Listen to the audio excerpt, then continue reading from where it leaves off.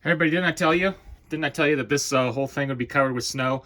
I'm thinking about 16 inches fell, and another 10 to 16 inches are going to fall, apparently, which is pretty insane. We got a whole lot of supplies here, though.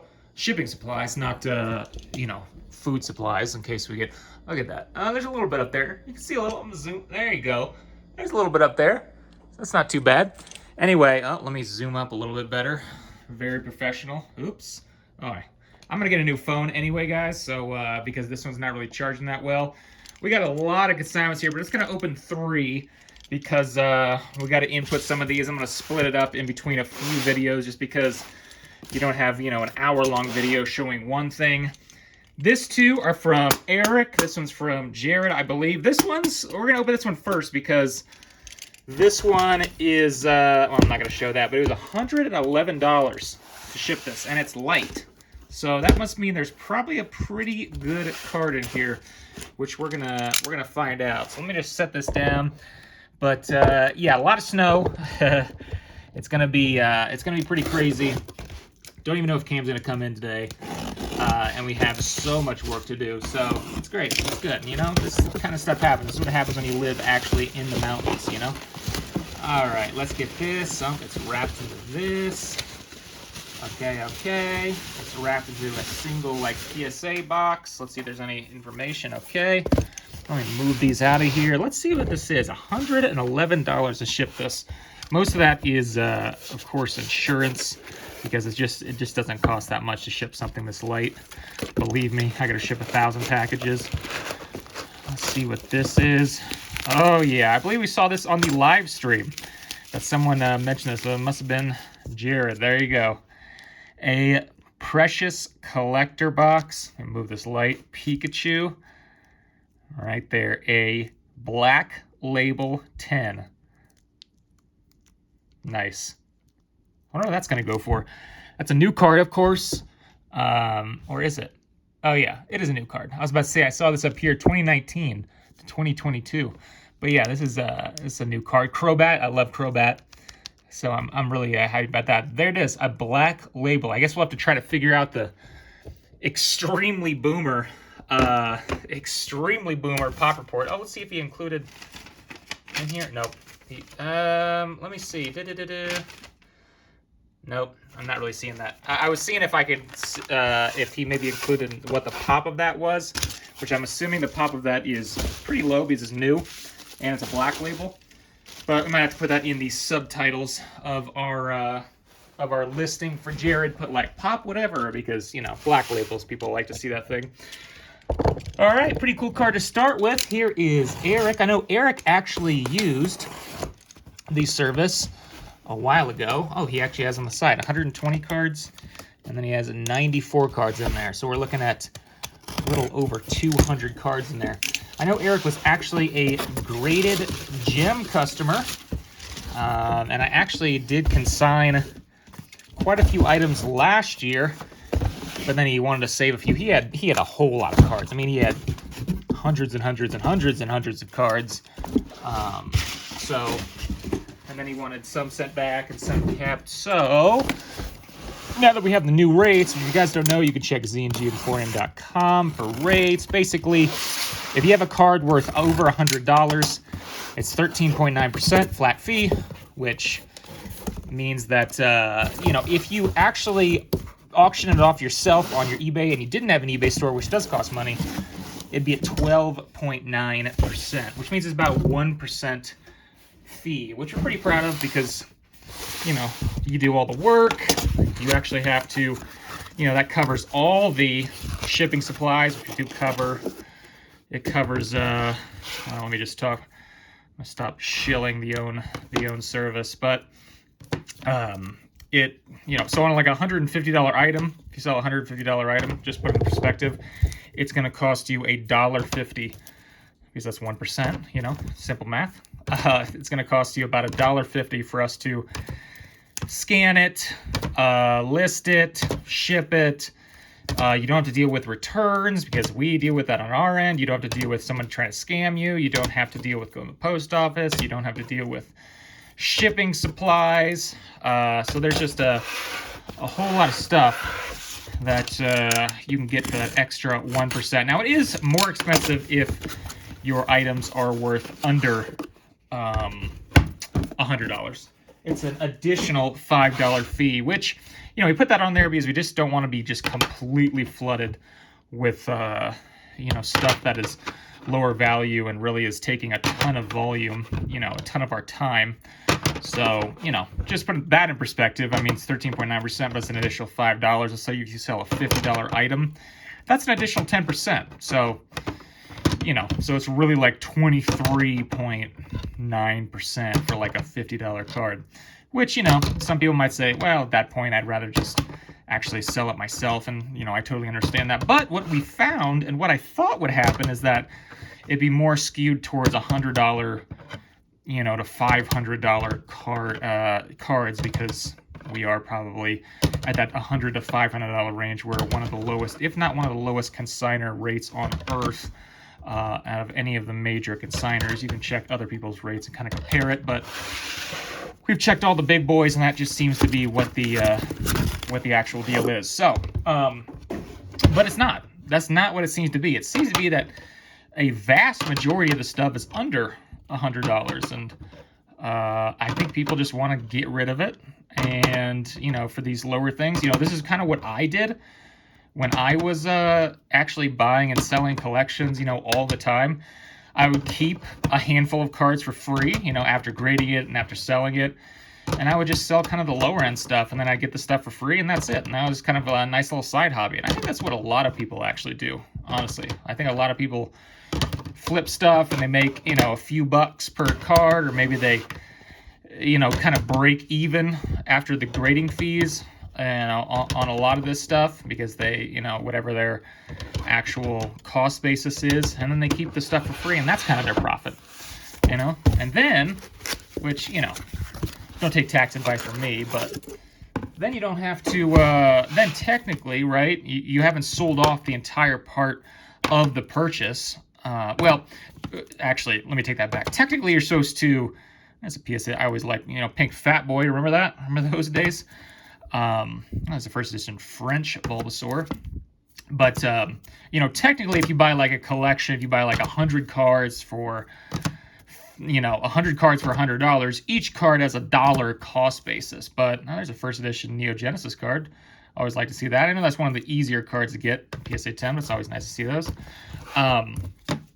But, you know, technically you're supposed to put $1 cost basis probably on each card, or you're supposed to look at the total market value and say, oh, there's a Charizard and there's a $100 card, so that's most of the value, and then you split it up. But, you know, what most people, I mean, that gets extremely labor intensive. Most people do is like say, hey, the whole collection is worth $100, and then once you sell $100 worth of profit, or, you know, then the rest of it is actually, you know, becomes there's a, I always like to see EX cards in PSA 10. Very nice.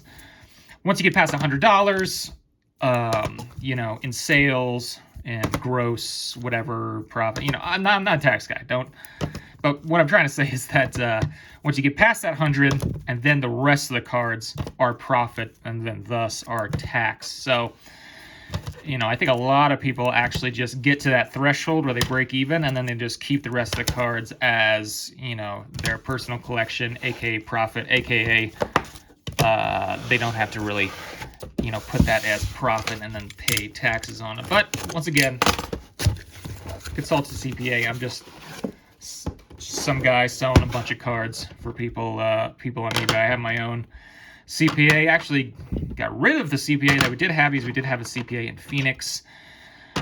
And, you know, we've lived in Flagstaff for now a year, and it's having them on, trying to get them on Zoom calls, and it's just different than doing it in person and kind of being able to tell them there, and them putting it all on a portal, and it's all kind of confusing.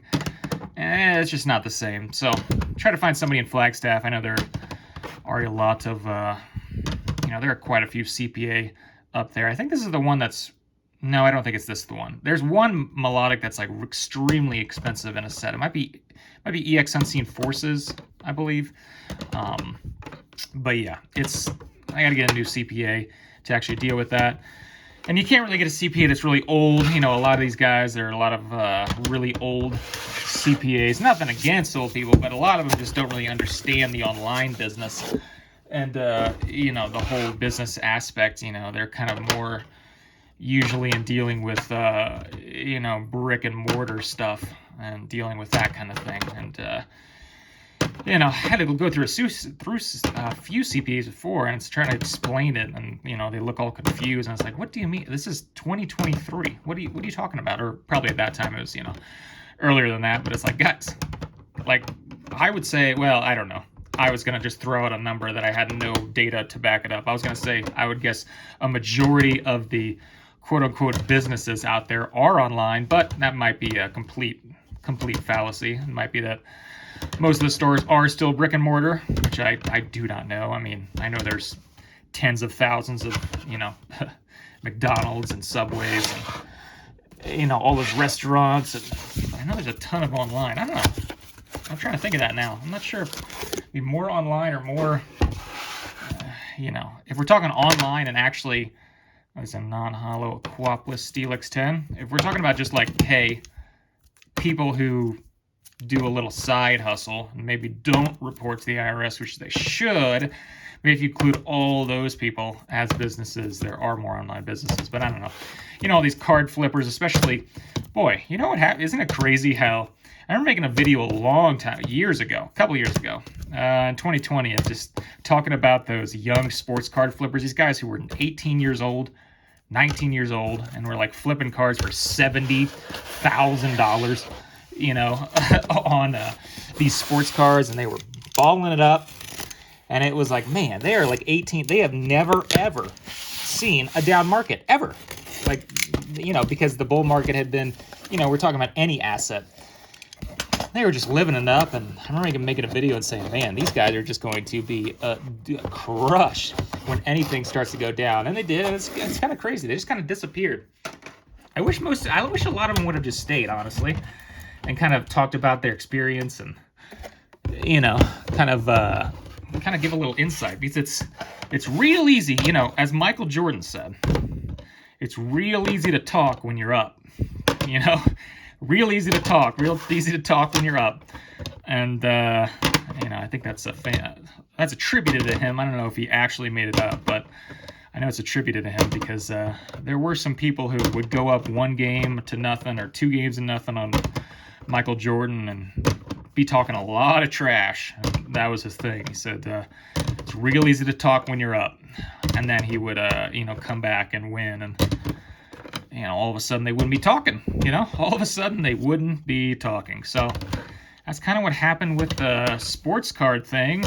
And, yeah, they just kind of disappeared. They're gone. I mean, they're gone.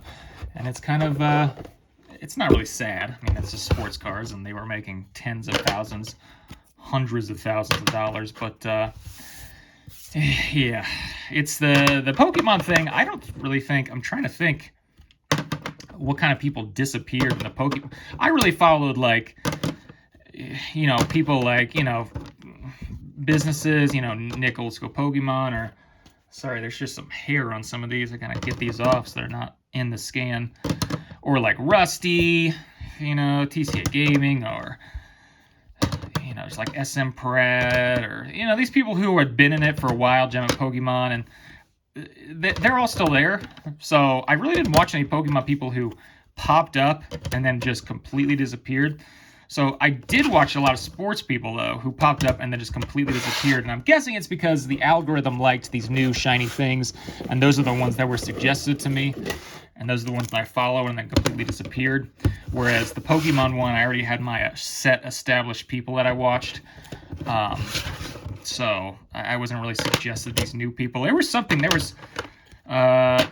people who, I think it was Dan maybe, or maybe it was Jake, you know, like Pokenomics. I think either him or Dan said, like, hey, go to Google, and I think it was going to incognito mode or something, where it would, or maybe open a new account, somehow search on YouTube and try to make sure your search history is completely, you know, wiped clean, and then type in like Pokemon investing, because, you know, YouTube is very good about exactly what you probably like, you know. They're very good about it. It's scary how good they are at that, honestly. So you don't really see the other stuff, but if you make it like incognito mode and you make sure to, there's a fruit by the foot, fruit roll up, fruit by the foot. Is that the same thing? Fruit roll up, fruit by the foot, or is that just a competitive? I'm getting a little confused here. But you did that, and there were all these like Pokemon investing channels that I just had never ever heard of, and it was kind of crazy. And then I just went back to watching the same people that I always do. You know, you kind of get in that bubble, you kind of get in that cocoon where you just watch the same people. But for the sports people, it was really interesting because YouTube suggested some basically some hype beasts. I think that's what you call them. Some guys who are really in it for you know, cashing in. You know, kind of like in Pokemon Collectibles Guru. Remember that?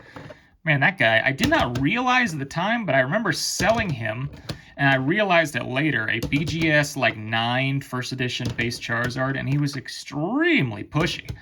Like, I had, you know, when you sell something, it's like, all right, and you sell it, and it's like, all right, well, it's going to be usually in the mail, you know, especially for these consignments and these eBay stores, they're in the mail by like 3 business days. I think that's what I have it set on eBay as. But I mean, this guy, he sold it for like $5,000, and he was just hounded, extremely irritating. I was going to almost cancel the thing because he had messaged on Instagram to, and Lauren runs Instagram. I don't look at Instagram. You know, I don't even have the password. I don't even know how to get in there. But he was like, you need to send it overnight. I almost canceled it. I'm like, dude, calm down. And he finally, like, after I just kind of, maybe he's not used to being said no to, but I was like, dude, shut up. It'll get in the mail when it gets in the mail. But yeah, he's not here anymore. He's just scamming more people on crypto. Anyway, guys, thanks for watching. We're going to look at, list these on eBay for this Sunday, as well as I'm going to do other videos opening, you know, all these other boxes here. So thanks again for watching. We'll talk to you again soon.